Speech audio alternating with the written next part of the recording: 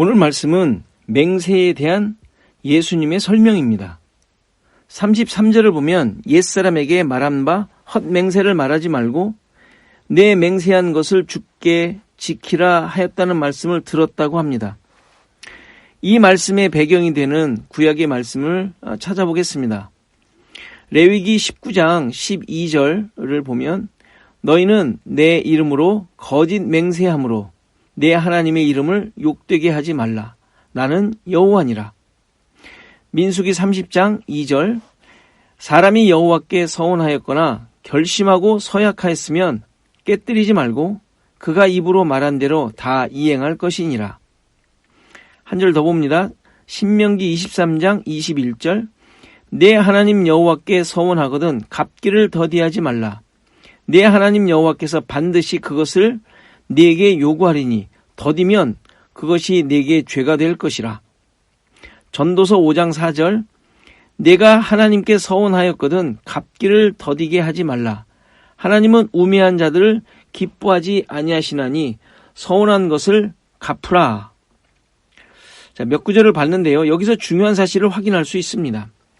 서원 또는 맹세가 하나님과 연관되어 있다는 사실입니다.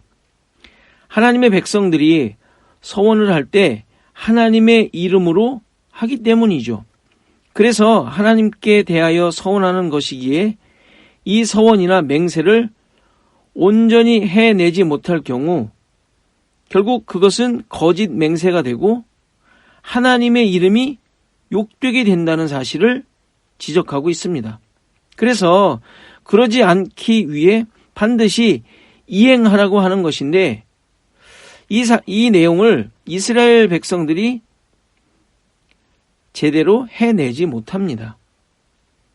하나님의 말씀에 순종하지 못한 것처럼 자신이 세운 계획이나 다짐, 맹세 역시 감당해내지 못하는 모습을 보이고 마는 것이죠. 레위기의 말씀 그대로 범하게 되었고 그 결과 여호와의 이름을 망령되이 일컬었고 거짓 증거하는 삶이 되었던 것입니다. 그래서 예수님께서는 도무지 맹세하지 말라고 하시면서 하늘로도 말고 땅으로도 또 예루살렘으로도 내 머리로도 하지 말라고 하십니다. 하늘, 땅, 예루살렘, 머리가 의미하는 바가 무엇입니까? 모두가 다 하나님의 것이며 하나님의 계심을 의미하는 처소입니다. 이 모두가 다 하나님과 연관되어 있음을 말씀하시는 것이죠. 죄인이며 피조물인 인간이 자신의 생각과 각오를 다짐하며 자신을 드러낼 수 있는 자격이나 근거가 전혀 없다는 사실을 보여줍니다. 어떤 다른 것으로 생각나는 것으로 자기 주위에 있는 것으로 위대하다고 생각되는 것으로 맹세를 할 수가 없다는 것이죠. 때로는 자기 이름을 걸기도 하지만 그것도 자기 것이 아니며 죄인이 자기 자신을 건들 다 거짓되고 가치 없는 헛된 것이기 때문입니다. 한마디로 인간은 맹세할 수 없다는 사실을 선언하고 계신 것입니다. 그렇다면 결코 이행할 수 없는 맹세에 대한 율법을 통하여 하나님께서 의도하셨던 것은 무엇일까요? 당연히 모든 역사를 주관하시는 하나님께 집중하도록 하여 하나님만이 맹세를 하시고 그 맹세를 이루시며 그 이루신 맹세가 무엇인지를 배우도록 하신 것입니다. 앞서 우리는 살인, 간음, 이혼에 대한 조항들을 통하여 인간이 감당할 수 없는 것들임을 확인했습니다.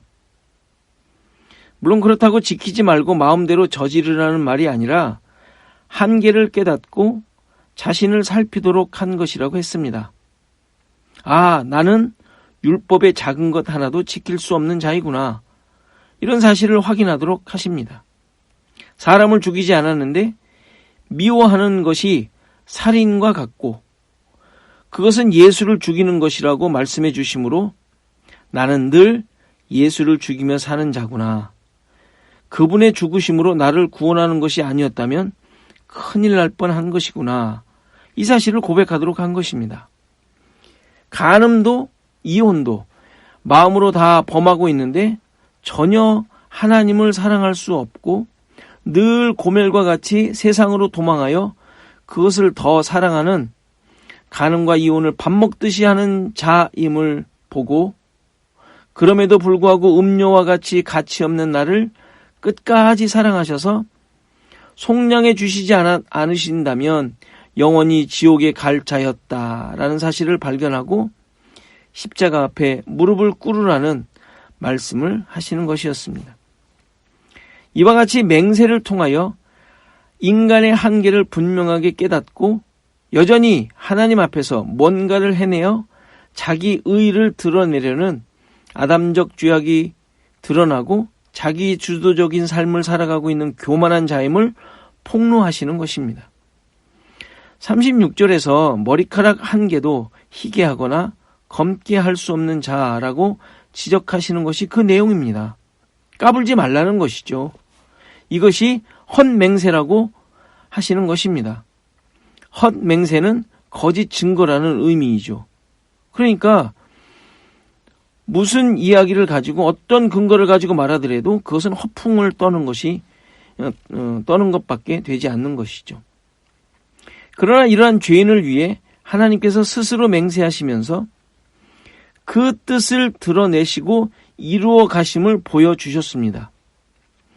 비교한다는 것이 말이 되진 않지만 인간의 맹세와 하나님의 맹세가 다른 점입니다. 인간은 맹세를 해서 뭔가를 만들어내지 못합니다. 엄청난 것을 두고 맹세해도 그것을 이루어내지 못합니다. 하늘을 두고 맹세했다고 이루어지지 않습니다. 성을 간다고 맹세를 해도 해내지 못합니다. 그냥 자신의 당당함이나 잘남, 남보다 의지가 강함 정도를 드러냈을 뿐입니다.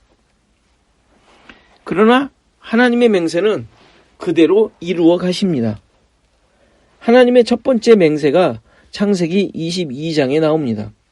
15절을 보면 여호와의 사자가 하늘에서부터 두 번째 아브라함을 불러 이르시되 여호와께서 이르시기를 내가 나를 가리켜 맹세하노니 네가 이같이 행하여 네 아들 네 독자도 아끼지 아니하였은즉 내가 네게 큰 복을 주고 네 씨가 크게 번성하여 하늘의 별과 같고 바닷가의 모래와 같게 하리니 네 씨가 그 대적의 성문을 차지하리라. 또 네 씨로 말미암아 천하 만민이 복을 받으리니 이는 내가 나의 말을 준행하였음이니라 하셨다 하니라. 하나님께서 자기 스스로를 두고 맹세하시는 모습을 보여줍니다. 하나님보다 더 큰 분이 없기에 자신을 두고 맹세하시는데 그 맹세의 내용이 아브라함의 자손을 약속하신 것입니다. 씨를 주겠다라고 하시죠. 하나님의 백성인 이스라엘 민족이 만들어지는 것은 하나님의 맹세하신 결과임을 보여주는 것입니다. 이후에 이러한 약속을 맹세하시는 내용이 창세기 26장에 나오고요. 출애굽기 32장에 그리고 신명기 4장에서도 확인할 수 있습니다. 시편 105편을 보면 이것이 좀 더 구체적으로 나오는데 7절을 보면 그는 여호와 우리 하나님이시라. 그의 판단이 온 땅에 있도다. 그는 그의 언약 곧 천대에 걸쳐 명령하신 말씀을 영원히 기억하셨으니 이것은 아브라함과 맺은 언약이고 이삭에게 하신 맹세이며 야곱에게 세우신 율례 곧 이스라엘에게 하신 영원한 언약이라. 이렇게 하나님께서 그의 백성을 만드시기 위해 맹세하셨음을 알 수 있습니다. 그리고 이 맹세가 어떻게 성취되었는지를 히브리서 6장에서 이렇게 증거합니다. 하나님이 아브라함에게 약속하실 때에 가르쳐 맹세할 자가 자기보다 더 큰 이가 없으므로 자기를 가리켜 맹세하여 이르시되 내가 반드시 너에게 복을 주고 복주며 너를 번성하게 하고 번성하게 하리라 하셨더니 그가 이같이 오래 참아 약속을 받았느니라. 사람들은 자기보다 더 큰 자를 가리켜 맹세하나니 맹세는 그들이 다투는 모든 일의 최후 확정이니라. 하나님은 약속을 기업으로 받는 자들에게 그 뜻이 변하지 아니함을 충분히 나타내시려고 그 일에 맹세로 보증하셨나니 이는 하나님이 거짓말을 하실 수 없는 이 두 가지 변하지 못할 사실로 말미암아 앞에 있는 소망을 얻으려고 피난처를 찾은 우리에게 큰 안위를 받게 하려 하심이라. 우리가 이 소망을 가지고 있는 것은 영혼의 닷 같아서 튼튼하고 견고하여 휘장 안에 들어가나니 그리로 앞서가신 예수께서 멜기세덱의 반차를 따라 영원히 대제사장이 되어 우리를 위하여 들어가셨느니라. 여기에서 하나님께서 아브라함에게 하신 약속을 직접 맹세하시면서 이루어내셨다는 사실을 보여줍니다. 17절에 확정된 사실이 변치 아니함을 충분히 나타내시려고 약속을 맹세하셨다는 말을 합니다. 그런데 아브라함만이 아니라 이로 인해 소망을 얻으려고 피난처를 찾은 우리들에게도 큰 위로가 되었다는 것입니다. 약속을 맹세한 것이 그 위로의 내용인데 무엇이라고 합니까? 예수 그리스도께서 멜기세덱의 반차를 따라 영원한 대제사장이 되어 우리를 위해 휘장 안으로 들어가신 것이라고 합니다. 결론적으로 아브라함에게 약속하셔서 맹세하신 것은 예수 그리스도를 통하여 대제사장이 되심으로 지성소의 회장을 찢으시고 들어가셔서 하나님 앞으로 가신 것으로 완성되었음을 보여주는 것입니다. 이것이 맹세를 통하여 하나님께서 드러내시려고 목적하셨던 것입니다. 따라서 하나님의 뜻을 깨닫고 어떤 자인지를 알게 된 자들이라면 옳다 옳다 아니다 아니다라고 말하라는 것입니다. 즉 자기 기준으로 말하지 말고 예수 그리스도를 기준으로 그렇다 아니다만 말하라는 거예요. 기준이 예수 그리스도입니다. 그리스도 안에서 그렇다고 생각되면 그렇다고 하고 아니면 아니다라는 것입니다. 이것이 고린도 후서에 좀 더 자세하게 바울 사도가 설명하는 내용이 나옵니다. 고린도 후서 1장 15절을 보면 내가 이 확신을 가지고 너희로 2번 은혜를 얻게 하기 위하여 먼저 너희에게 이르렀다가 너희를 지나 마게도냐로 갔다가 다시 마게도냐에서 너희에게로 가서 너희의 도움으로 유대로 가기를 계획하였으니 이렇게 계획할 때에 어찌 경솔히 하였으리요. 혹 계획하기를 육체를 따라 계획하여 예 하면서 아니라 하는 일이 내게 있겠느냐. 하나님은 미쁘시니라. 우리가 너희에게 한 말은 예하고 아니라 함이 없노라. 우리 곧 나와 실루아노와 디모데로 말미암아 너희 가운데 전파된 하나님의 아들 예수 그리스도는 예하고 아니라 함이 되지 아니하셨으니 그에게는 예만 되었느니라. 하나님의 약속은 얼마든지 그리스도 안에서 예가 되니 그런즉 그로 말미암아 우리가 아멘하여 하나님께 영광을 돌리게 되느니라. 이 내용은 바울이 고린도 교회 방문에 대하여 결정을 한 것이 그리스도 안에서 결정하지 않고 육체를 따라 한 것이겠느냐고 말하는 것입니다. 자기 편한 대로 인간적인 결정을 한 것이 아니라는 말입니다. 신앙적으로 하나님의 뜻을 쫓아 믿음의 결정을 했다는 말입니다. 하나님은 신실하기에 우리가 육체를 따라 결정할 수 없다는 말입니다. 그러나 예수 그리스도 안에서는 오직 예가 되었다고 합니다. 오늘 본문에서 말하는 옳다는 것입니다. 하나님의 맹세와 약속은 예수 그리스도로 말미암아 성취되었기에 하나님의 하시는 역사 속에서는 모든 것이 옳다는 사실을 말하는 것입니다. 지금 바울이 이런 고백으로 고린도 교회를 방문하기로 결정했다라는 것을 말하는 것입니다. 자기의 어떤 개인적인 목적이나 유익을 가지고 육체를 따라 계획한 것이 아니라 하나님께서 원하시는 대로 예수 그리스도 안에서 결정했기에 당연히 예가 된다고 지금 설명하고 있는 것입니다. 지금 우리가 경험하고 있는 상황을 좀 생각해 볼 필요가 있습니다. 어떻게 할 수 없는 이전에 경험해 보지 못한 상황들이 펼쳐지고 있습니다. 우리 믿는 자로서, 신자로서 이 상황을 어떻게 생각해야 하는가? 당연히 하나님의 인도하심, 하나님의 역사하시고 섭리하심으로 이해를 해야 합니다. 하나님께서 이끄시고 계시고 그 가운데 분명히 하나님의 약속이 이루어지고 있다고 믿는 것입니다. 그렇다면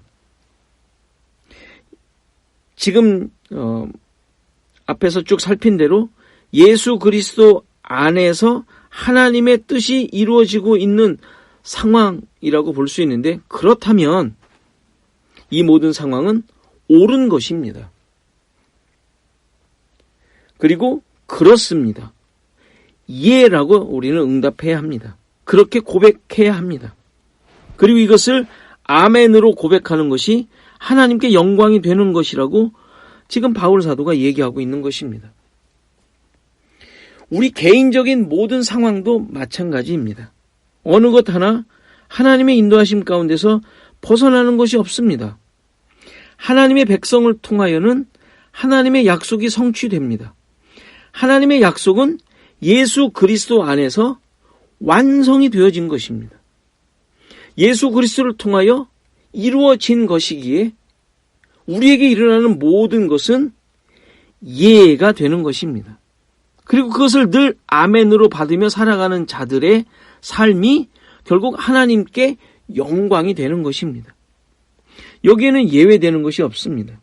따라서 이러한 고백과 이러한 믿음의 내용을 가지고 있는 자들은 오늘 본문에서 산상수훈에서 예수님께서 말씀하시는 대로 어떤 맹세를 한다는 것이 있을 수가 없습니다. 그것으로 말미암아 나의 삶이 변하고 바뀌고 달라지는 것이 아니기 때문입니다. 또 내가 내 삶을 바꿔낼 수 있는 것이 아니기 때문입니다. 오직 나의 삶은 예수 그리스도 안에서 이루어지고 있는 것이다. 이것이 예라는 것입니다. 옳다라는 것입니다. 이러한 고백을 하는 자들이 신자들이며 그런 자들이 모여 있는 곳이 교회이고 그들이 있는 곳에서 하나님의 뜻과 하나님의 약속이 성취되어지는 것입니다. 늘 그것을 고백하는 것이 우리의 삶이라고 할 수 있겠죠. 우리 모두의 삶에 이런 은혜와 하나님의 영광이 넘치며 힘들고 어려운 상황들을 지나가고 있지만 그 모든 상황들을 통하여 결국에는 하나님의 일하심과 하나님께서 우리와 함께 하셨음을 고백하는 그런 열매들이 있게 될 것입니다. 이러한 은혜가 우리 모두에게, 우리 시애틀 주원역교회 모든 성도들에게 그들의 상황 가운데 가득하기를 간절히 바랍니다. 기도하겠습니다. 하나님 아버지, 감사합니다. 우리의 모든 상황 하나님의 뜻 가운데서 이루어 오셨고 이루어 가시며 결국 하나님의 뜻만이 이루어질 줄 믿습니다. 주님, 이 믿음을 우리의 삶 가운데 늘 확인하게 하시고 또 이 믿음으로 그 모든 것들을 감당하게 하옵소서.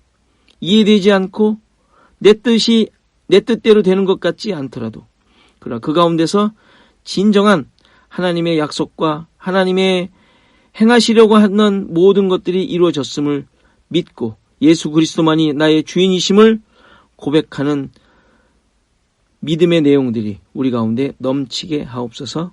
감사하고 예수 그리스도의 이름으로 기도하옵나이다. 아멘.